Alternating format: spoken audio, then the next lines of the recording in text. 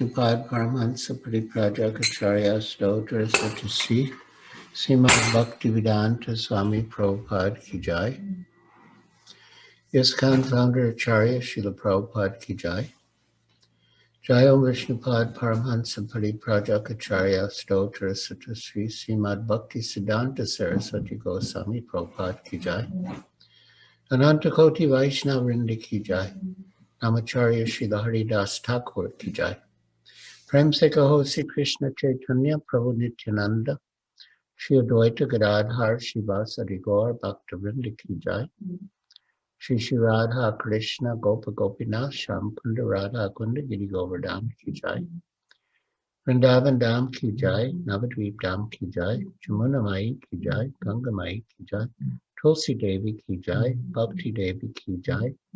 Samveta Bhaktivinoda Ki Jai. Nitai Gaur Premanande Hari Hari Bol. All glories to the assembled devotees. All glories to the assembled devotees. All glories to the assembled devotees. All glories to Sri Guru and Sri Gauranga. All glories to Srila Prabhupada. Right. So again, as far as possible, please turn on your cameras so I can see your moon-like faces. Video. So I'm glad, Jai Sachinandan Prabhu, that you mentioned my account of Srila Prabhupada's last days and the controversy among his disciples. I will not speak about that now, but it will be a good background for those who have heard me speak about that or who have read what I've written about it. So today I will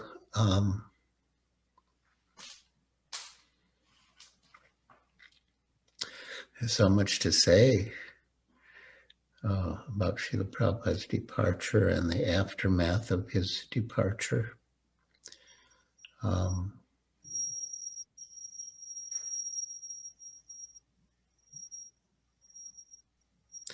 I think I'll start with his departure.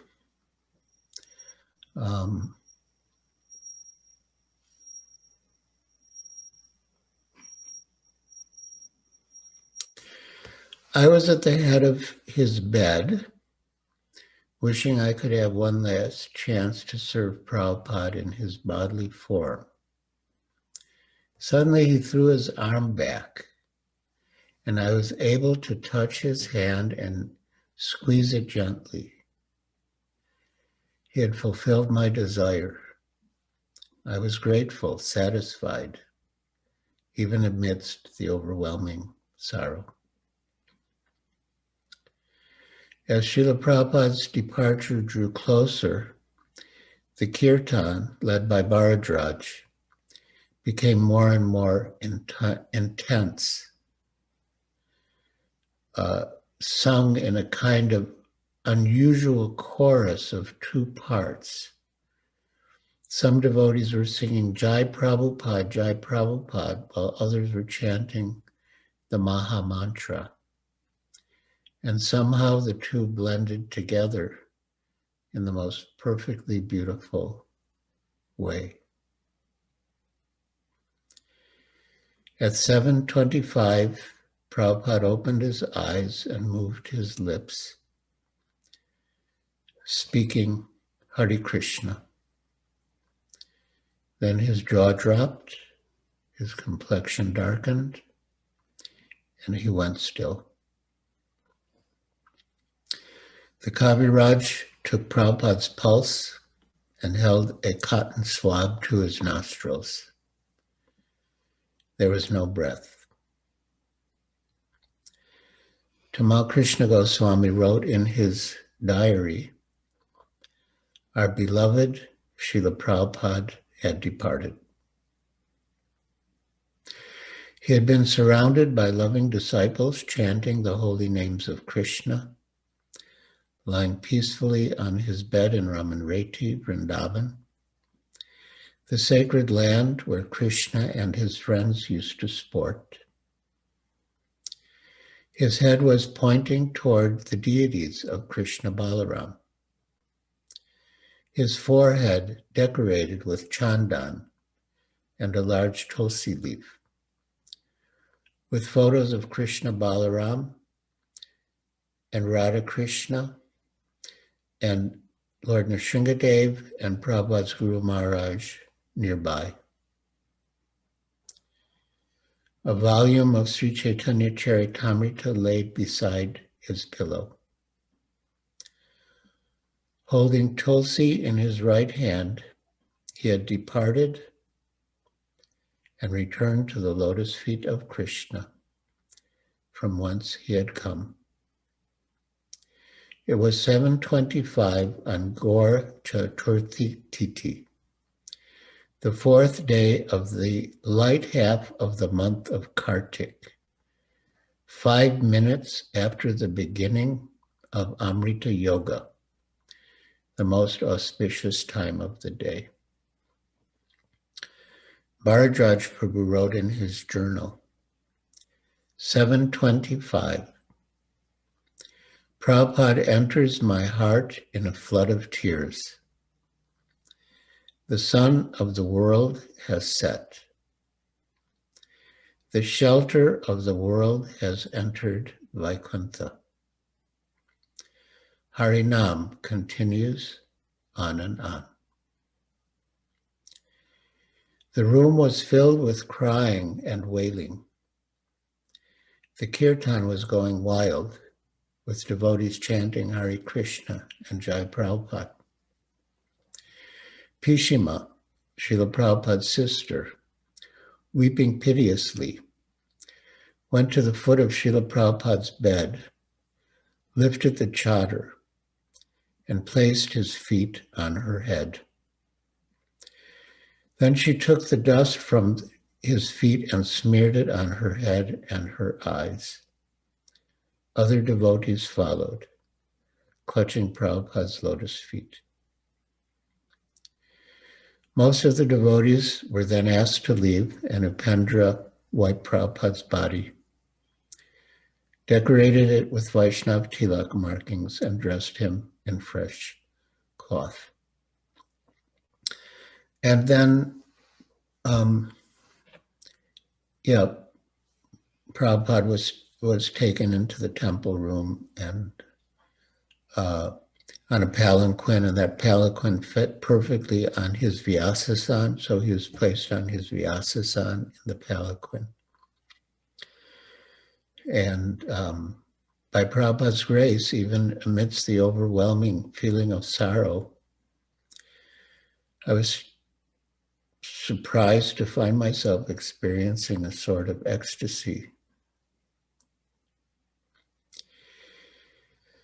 The next morning, the residents of Vrindavan awaited their last darshan of the great Acharya of the Gaudiya Vaishnavas, who had spread Vrindavan's glories throughout the world. At 6:30, the Goswamis of the 7 main temples arrived to escort Prabhupada's divine form to their respective deities.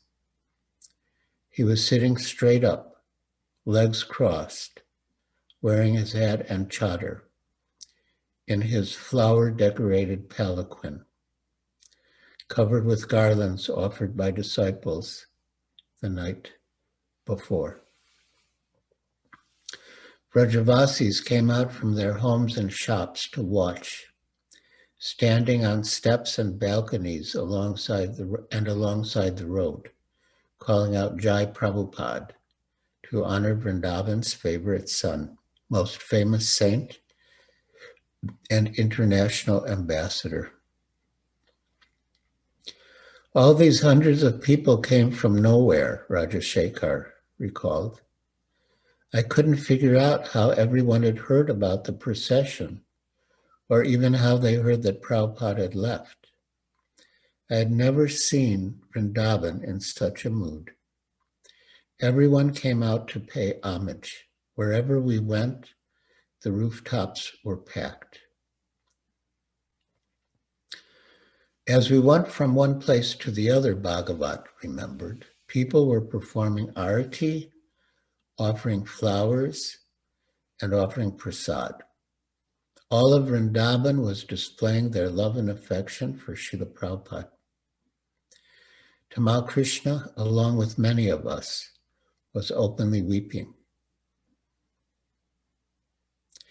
As we approached each temple, the head pujari would come out to receive Prabhupada, and the kirtan would rise to a crescendo, with the lead singer going, Jai Madan Mohan, Jai Radha Damodar, Jai Radha Raman, glorifying each deity as we went one by one, and then Jai Prabhupada. Even submerged in an ocean of grief, we devotees felt proud to be disciples of such an illustrious, exalted, empowered Guru. The parikrama lasted 3 hours, concluding when we returned to the Krishna Balaram temple. And then Srila Prabhupada was placed into samadhi.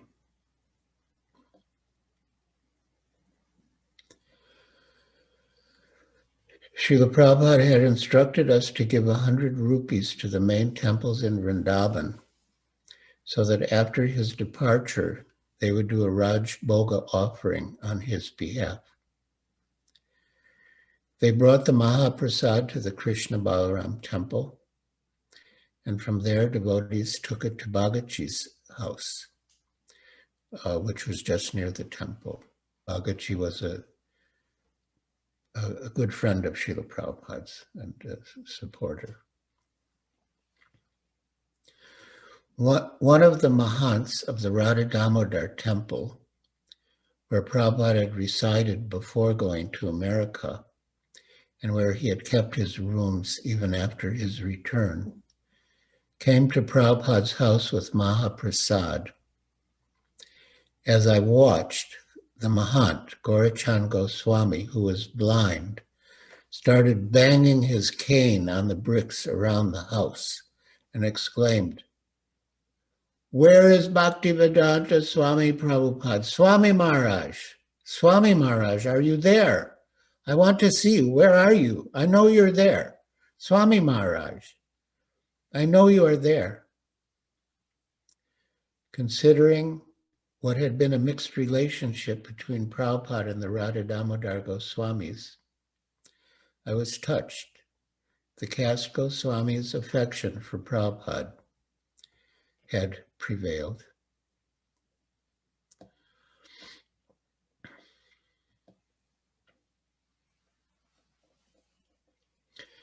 Soon after Prabhupada left, amidst all the grief and anxiety, I asked Tamal Krishna Goswami whether there was any service I could do. "Not now," he said, "later. Why don't you write an article about Srila Prabhupada and his departure, which we can send to our friends and devotees?" So, submerged in feelings of deep separation, I began by quoting Srimad Bhagavatam 10:48-26, and I read, Ka panditas tvara param sharanam samiyad bhakta priyaritagira surida kritagyat sarvan dadati surido bhajato bikaman atmanam apyupachaya pachayo nayasya. Who can surrender to anyone other than yourself? Who is as dear, truthful, friendly, and grateful as you? You are so perfect and complete that even though you give yourself to your devotees, you are still full and perfect. You can satisfy all the desires of your devotee and even deliver yourself unto him. And then I wrote, the Supreme Personality of Godhead, Sri Krishna, is the most beloved personality. And Prabhupada was just like him. We loved him as the dearest personality of our soul. He came from the spiritual world to tell us of our real life with God. And to show us the kindness of God, he passed so many days with us in this miserable world. He was a divine personality. He was not of this world. He was never of this world. He came to show us God. Everything about him was perfect, and his sublime presence demonstrated perfection in every respect. His beautiful body, his sympathetic face, his compassionate glance, his sweet words, his joyful smile, his appreciating eating, his profound voice, his peaceful resting, his ecstatic dancing, all were perfect from another world. He was everything to us, our mother, father, friend, companion, guide, master, child, life itself. How can we bear being separated from him? How can we tolerate such a loss? Now he has left us here to carry on his mission, waiting for the day when we will again be with him and have the chance to serve him personally. And I wrote, quite a bit more as a sort of, a farewell message and an informative message to send to our friends. 4 days after Prabhupada's disappearance, on November 18th, Gopastami, the date when Krishna came of age and was given charge of the cows, to fulfill Srila Prabhupada's desire to go on parikrama and to have his association along the way. The devotees took a small brass deity of him to Govardhan Hill. We set out after Mangal Arati with Prabhupada present in his small deity form and a large frame photo. And that was a whole other experience.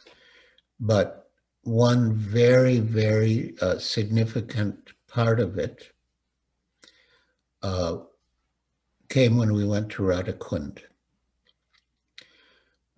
We went first to Radhakund, and Prabhupada's deity was placed on the Sangam, the strip between Radhakund and Shamakund, where there is a shrine with Govardhan Shilas.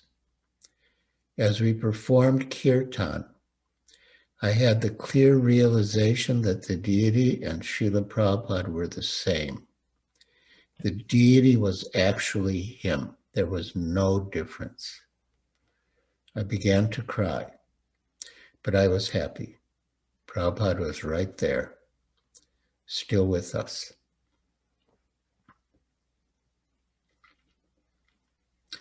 Next, we went around Govardhan, where we carried Prabhupada in procession on his beautifully decorated palanquin. As we circumambulated the mountain, Tamal Krishna recounted, no longer did our hearts burn from separation. We were with Prabhupada again. We were so glad to see him riding again on his palanquin, leading us as always, giving us shelter. It was a cool day, and our walking created dust, the whole atmosphere becoming filled with dust. And we could only remember Krishna coming home from tending the cows.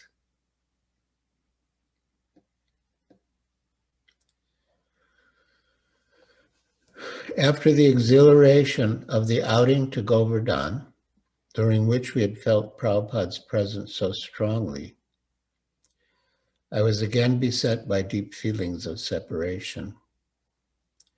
I was constantly on the verge of tears, and any slight remembrance of him could set me off. I was also concerned about our future without Prabhupada's personal presence. What would happen to us individually as devotees? What would happen to the movement? How would we function? I recalled an exchange almost 6 years earlier when we had been living in the Chatai hut in Juhu. One of the devotees had mentioned Prabhupada's ultimately leaving us, and Srimati Dasi had responded, ISKCON without Prabhupada, it's hard to imagine. Looking for solace and guidance in Prabhupada's books, I came across a section that addressed the disappearance of the spiritual master. Srimad Bhagavatam 4:28, 45 to 55. Some passages encouraged me that my lamentation over Prabhupada's departure was justified. Some passages that I could regain his association by serving his instructions. Text 47 stated, being now alone and a widow in that forest, the daughter of Vidarbha began to lament, incessantly shedding tears, which soaked her breasts, and crying very loudly.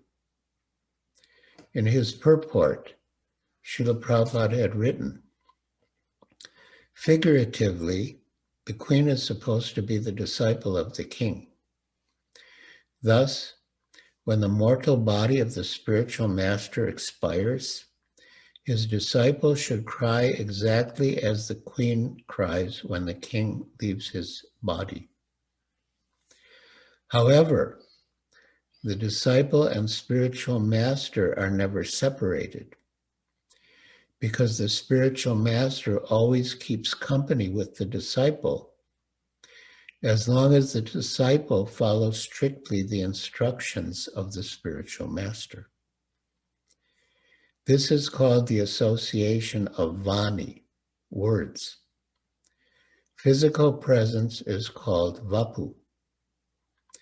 As long as the spiritual master is physically present, the disciple should serve the physical body of the spiritual master.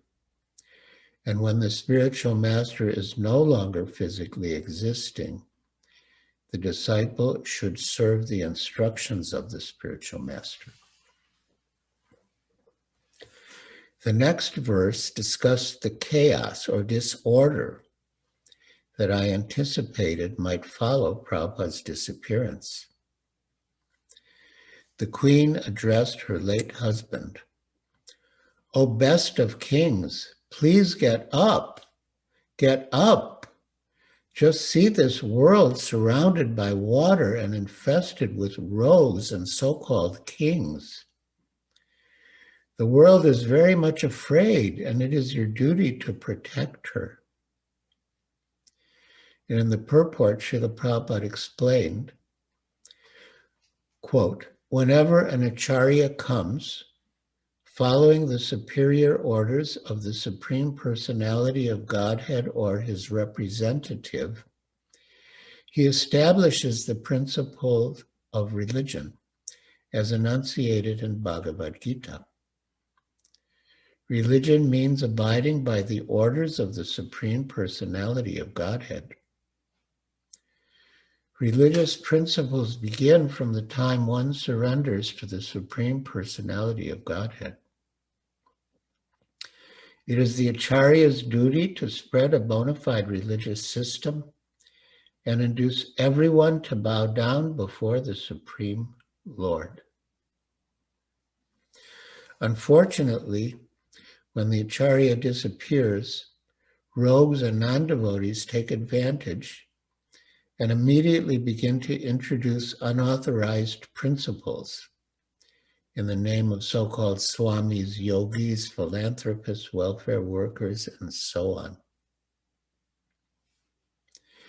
The main business of human society is to think of the Supreme Personality of Godhead at all times, to become his devotees, to worship the Supreme Lord, and to bow down before him.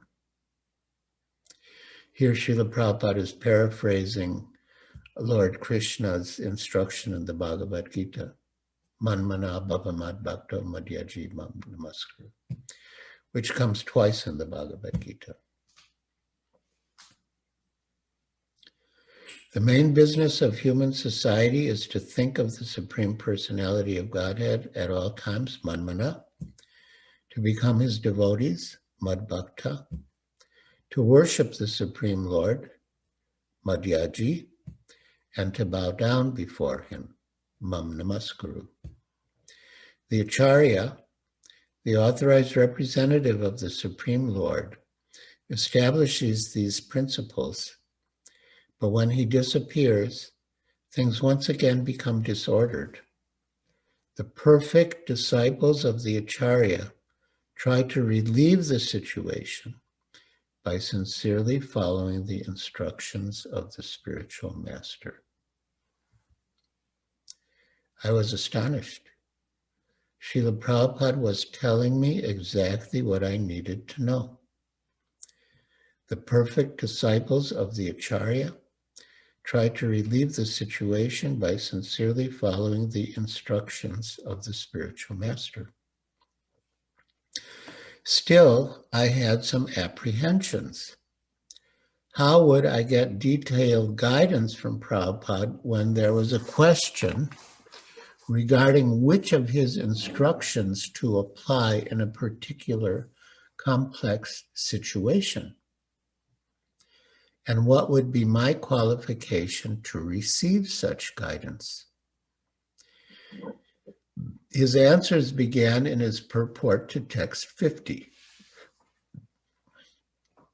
It is the long-standing tradition of the Vedic system that a faithful wife dies along with her husband. This is called Saha Marana. The wife used to enter the fire voluntarily. When Maharaj Pandu died, he was survived by two wives, Madri and Kunti. The question was whether both should die or one should die. After the death of Maharaj Pandu, his wife settled that one should remain and the other should go. Madri would perish with her husband in the fire, and Kunti would remain to take charge of the 5 Pandava children. This indicates that a devotee's wife must be prepared to act in such a way. Similarly, a devoted disciple of the spiritual master would rather die with the spiritual master than fail to execute the spiritual master's mission. As the Supreme Personality of Godhead comes down upon this earth to reestablish the principles of religion, so his representative, the spiritual master, also comes to reestablish religious principles. It is the duty of the disciples to take charge of the mission of the spiritual master and execute it properly. Otherwise, the disciple should decide to die along with the spiritual master. In other words, to execute the will of the spiritual master, the disciple should be prepared to lay down his life and abandon all personal considerations. The last sentence was my assignment and my challenge. Quote, to execute the will of the spiritual master, the disciple should be prepared to lay down his life and abandon all personal considerations. And the next two purports explained how that detailed guidance would come. I'm reading this not only because we're discussing Srila Prabhupada's departure and the aftermath of his departure on his disappearance day, but because this is a common question that we all face. How do we get instructions from the spiritual master when he's not physically present? He may not be physically present because he's left this world, or he may not be physically present because he's geographically distant or unavailable. So the following instructions are very important. So I continue reading. In his Paramatma feature, Krishna is the old friend of everyone. According to Vedic injunction, Krishna is sitting with the living entity side by side. The Lord is sitting within the heart of every living entity as Surit, the best friend. The Lord is always eager to have the living entity come home back to Godhead.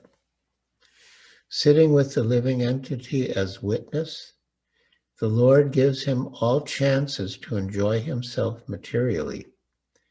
But whenever there is an opportunity, the Lord gives good counsel and advises the living entity to abandon trying to be happy through material adjustment and instead turn his face toward the Supreme Personality of Godhead and surrender unto him.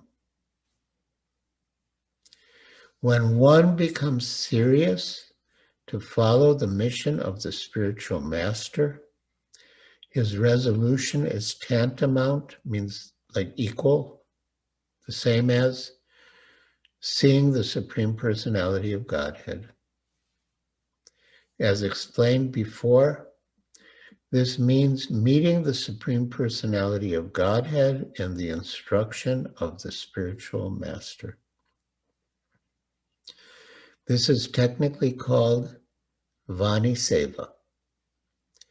Srila Vishwanath Chakravarti Thakur states in his Bhagavad Gita commentary on the verse, Vayavasayatmika Buddhir Ekeha Kurunandana, Gita 241, that one should serve the words of the spiritual master. The disciple must stick to whatever the spiritual master orders. Simply by following on that line, one sees the Supreme Personality of Godhead.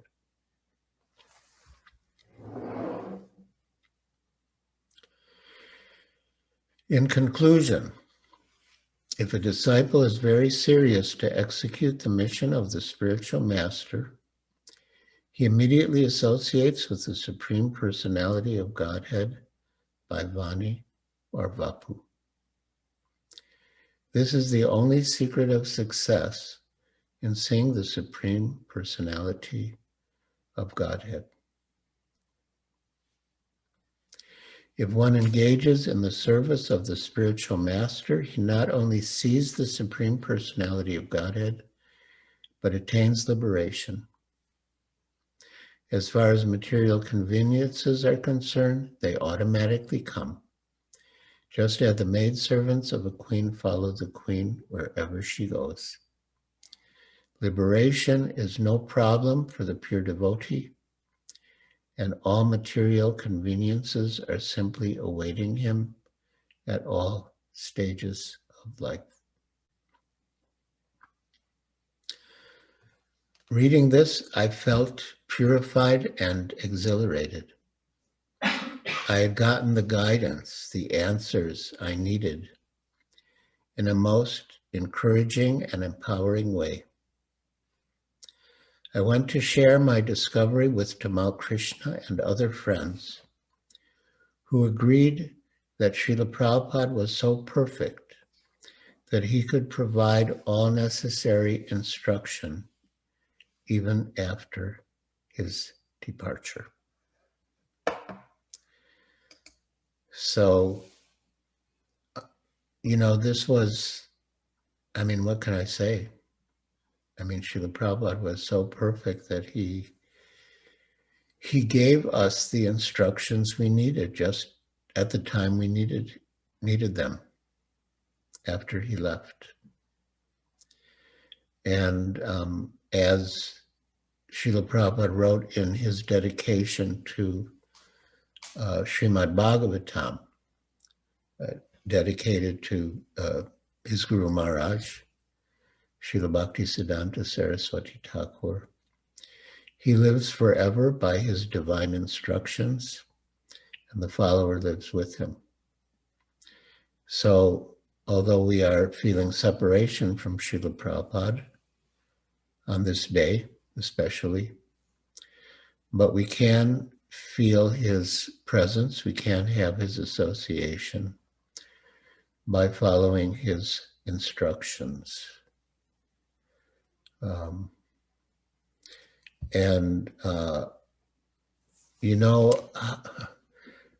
don't know how proper it is to disclose it, but there was an exact moment when I felt, Srila Prabhupada's presence after he left.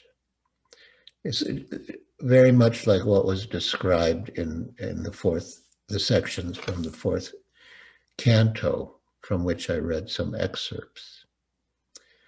I was in Pakistan. I would go to preach in Pakistan. And we had a very good friend who is Muslim named Salim Akhtar.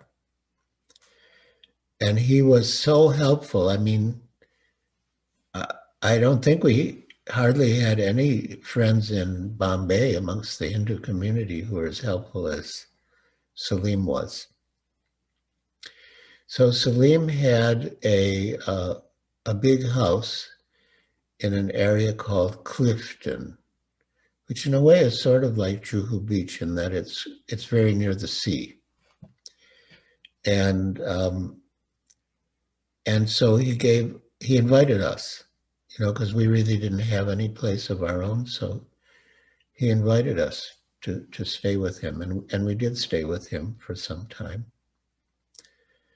And yeah, I'll never forget. I was on the rooftop of his home, chanting japa, and suddenly I just felt Srila Prabhupada's presence manifest itself.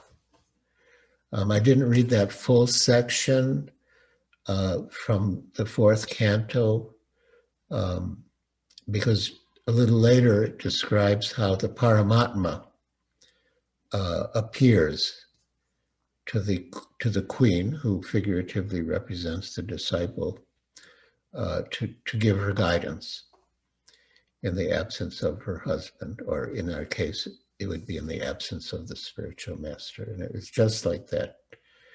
So, yeah, I'm very grateful to Srila Prabhupada that he has given us all the instructions we need in his books and is available to all of us at any time when we want.